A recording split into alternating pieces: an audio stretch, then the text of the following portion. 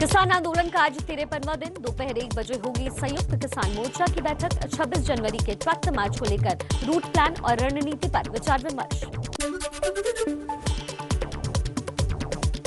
किसान आंदोलन में विदेशी फंडिंग की जांच में जुटी एनआईए। 40 लोगों को नोटिस भेजकर पूछताछ के लिए बुलाया गया। 15 दिसंबर को एनआईए ने दर्ज किया था केस। एनआईए की नोटिस पर संयुक्त किसान मोर्चा का बयान। बातचीत के दौरान मंत्रियों ने दिया था विचार का भरोसा, फिर भी भेजे जा रहे हैं नोटिस। ये सरकार की बेशर्मी बताता है।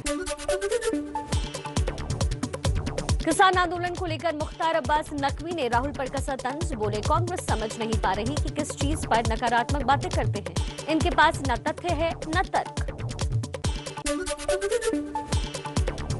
किसानों के समर्थन में जंतर मंतर पर धरने पर बैठे कांग्रेस के सांसदों के लिए प्रियंका गांधी ने अपने घर से भेजा खाना।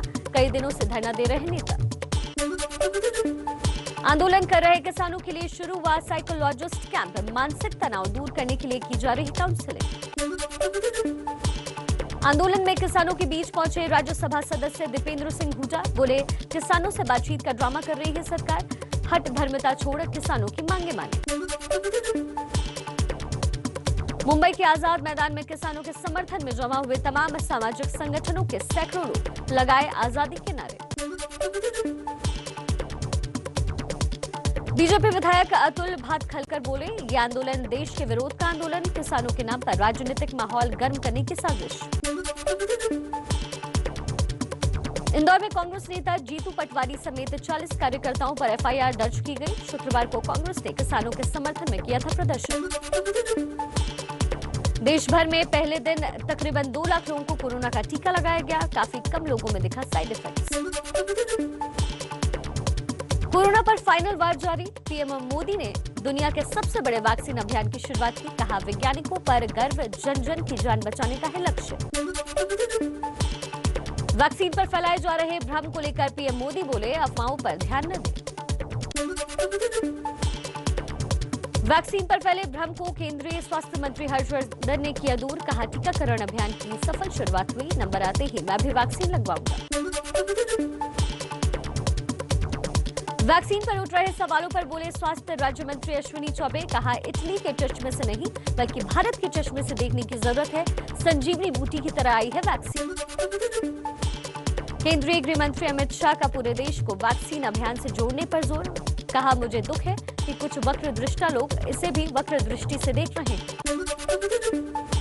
वैक्सीन पर अफवाहों को लेकर बोले रक्षा मंत्री राजनाथ सिंह। कहा, इसका ना कोई साइड इफेक्ट है ना कोई आफ्टर इफेक्ट। सभी लोग बेधड़क होकर वैक्सीन लगवाएं।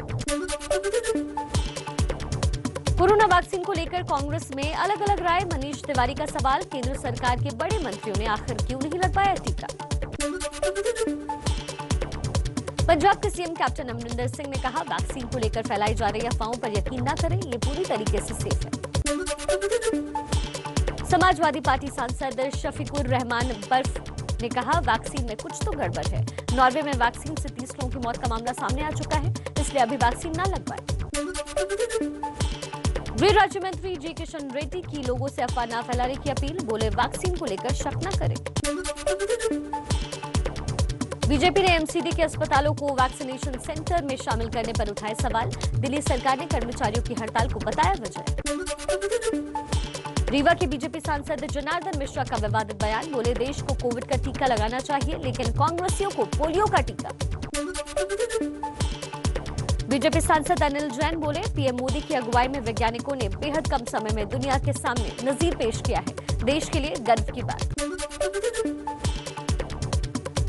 जेडीयू नेता अजय आलोक ने पीएम मोदी से मांग की। लिखा, बजट सत्र को देखते हुए लोकसभा राज्यसभा के सदस्यों और कर्मचारियों का भी करवाया जाए टीकाकरण। पश्चिम बंगाल में टीएमसी के 2 मौजूदा विधायक और एक पूर्व विधायक ने लगवाया कोरोना का टीका। टीएमसी ने कहा, उन्होंने गलती की। बीजेपी ने टीएमसी विधायकों के टीका लगवाने को बताया लूट। कोरोना वैक्सीन की लूट हुई। टीएमसी के विधायकों और गुंडों ने जबरदस्ती लगवाई वैक्सीन। बीजेपी ने ममता बनर्जी पर साधा निशाना। कहा, कोरोना वैक्सीन को लेकर भी ममता दीदी की सरकार राजनीति कर रही है, जो बेहद दुखद है। वैक्सीन को लेकर आमने सामने बंगाल सरकार और बीजेपी। ममता बोली, राज्य में हम लगवा रहे हैं फ्री वैक्सीन। कैलाश विजयवर्गीय का जवाब, पहले चरण में वैक्सीन का खर्च तो केंद्र ने दिया। नेताजी सुभाष चंद्र बोस की 125वीं जयंती पर 23 जनवरी को पीएम मोदी के बंगाल जाने की संभावना। सीएम ममता बनर्जी भी करेंगे 9 किलोमीटर की पदयात्रा। टीएमसी नेता शताब्दी रॉय ने की ममता बनर्जी के भतीजे अभिषेक की तारीफ। लिखी पोस्ट, मैं निश्चित हूं कि वो बहुत जिम्मेदार और परिपक्व नेता बन गए हैं। बंगाल के मंत्री राजीव बनर्जी ने टीएमसी में रहेंगे या फिर बीजेपी में शामिल होंगे, इस पर पत्ते नहीं खोले, लेकिन कहा कुछ नेताओं के चलते कार्यकर्ता दिशाहीन हुए हैं। मिशन कर्नाटक पर गृह मंत्री अमित शाह। शिमोगा में कई योजनाओं की दी सौगात। बेलगावी में आज करेंगे रैली। एबीपी न्यूज सी वोटर के सर्वे पर बोली कुमारी शैलजा, सरकार खो रही है भरोसा। हरियाणा की सरकार अब जाने वाली है। सर्वे को आधार बनाकर दीपेंद्र हुड्डा ने मांगा सीएम मनोहर लाल खट्टर का इस्तीफा। सर्वे के नतीजे पर मंथन कर उन्हें खुद इस्तीफा देना चाहिए। सीएम मनोहर लाल खट्टर को लेकर सर्वे के नतीजों को बीजेपी ने बताया निराधार। कहा, खट्टर के राज में ऐतिहासिक विकास के काम हुए। 2024 में भी बनेगी बीजेपी की सरकार। एबीपी न्यूज के सर्वे के बहाने सुखबीर सिंह बादल ने साधा कैप्टन अमरिंदर सिंह पर निशाना। कहा, पंजाबियों के लिए शर्म की बात है कि सबसे निकम्मा हमारा सीएम है। बिहार में 5 दिन के भीतर 2 हाई प्रोफाइल मर्डर। वैशाली में वकील शशि रंजन झा की गोली मारकर हत्या कर दी गई। सड़क किनारे कार में मिली लाश। शुक्रवार रात से लापता थे। मौके पर पहुंचे स्थानीय बीजेपी विधायक बिहार पुलिस पर भड़के। बोले, पुलिस वालों के पास दारू पकड़ने के अलावा कोई काम नहीं रह गया। इंडिगो के मैनेजर रुपेश सिंह के घर पहुंचे विधानसभा अध्यक्ष विजय सिंघा की बातों से आग बबूला हुए परिजन और गांव के लोग। किया जोरदार विरोध। आरजेडी नेता तेजस्वी यादव आज जाएंगे रुपेश के परिजनों से मिलने। बिहार में बढ़ते अपराध को लेकर नीतीश पर साधा निशाना। बोले, अपराध कंट्रोल नहीं हुआ तो सारे विधायकों के साथ दिल्ली कूच करेंगे। रुपेश हत्याकांड को लेकर बिहार के डीजीपी का कुछ अहम सुराग मिलने का दावा। बोले, कॉम्प्लेक्स केस है, जल्द पुलिस मामले को सुलझा लेगी। बिहार के मौजूदा डीजीपी एसके सिंघल ने पूर्व डीजीपी गुप्तेश्वर पांडे पर खड़े किए सवाल। एबीपी न्यूज से कहा, क्राइम ग्राफ कम हुआ है, करूंगा डेटा रिलीज। 2019 में बढ़े अपराध।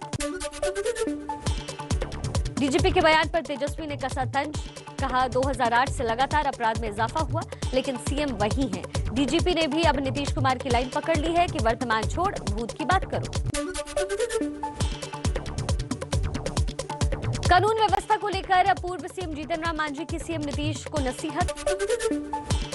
छत्तीसगढ़ के बीजापुर में नक्सलियों से पुलिस की मुठभेड़। 8 लाख का इनामी नक्सली साइबो मारा गया। पिस्टल, कारतूस और तीर बम समेत कई चीजें बरामद की गई।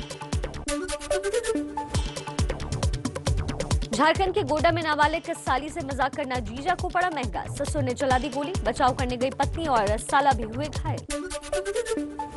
अलीगढ़ जिले में मामूली विवाद पर 2 पक्षों के बीच पथराव के बाद तनाव।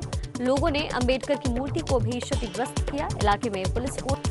एमपी के बुरहानपुर में 2 किलो ब्राउन शुगर के साथ 4 तस्कर गिरफ्तार किए गए। अन्य आरोपियों की तलाश में जुटी पुलिस। मुंबई और इंदौर से भी तार जुड़े होने की आशंका।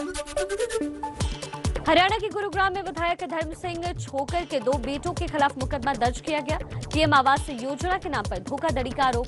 35 अन्य लोगों पर भी आरोप लगा है। भ्रष्टाचार मामले में अपने कर्मचारियों पर सीबीआई की बड़ी कार्रवाई। बैंक फ्रॉड में लाखों की घूस लेने के आरोपी इंस्पेक्टर और स्टेनो निलंबित किए गए। 2 डीएसपी पर भी लटकी कार्रवाई की तलवार। समाजवादी पार्टी नेता आजम खान को बड़ा झटका लगा। जौहर ट्रस्ट की 70 हेक्टेयर से ज्यादा जमीन यूपी सरकार के पास जाएगी। एडीएम कोर्ट का आदेश आया। शिमला में सामने आया 3 तलाक का पहला मामला। शादी के 24 साल बाद पति ने दूसरी महिला के लिए तोड़ा रिश्ता। एफआईआर दर्ज किया गया। तमिलनाडु के मदुरई में जल्लीकट्टू फेस्टिवल के दौरान बड़ा हादसा हुआ। 52 लोग घायल हुए। बुलंदशहर में कड़ाके की ठंड में आमिर नाम के युवक ने जान की परवाह न करके बचाई एक गाय की जान। गहरे तालाब में चली गई थी गाय। वीडियो हुआ वायरल। राजधानी दिल्ली समेत उत्तर भारत में ठंड का सर्दी का सितम अब भी जारी। दिल्ली में न्यूनतम तापमान 6.5 डिग्री दर्ज किया गया। मौसम विभाग के मुताबिक बना रहेगा शैलो फॉल। कड़ाके की सर्दी के बीच 26 जनवरी की परेड के रिहर्सल में जुटे जवान। राजपथ पर किया गया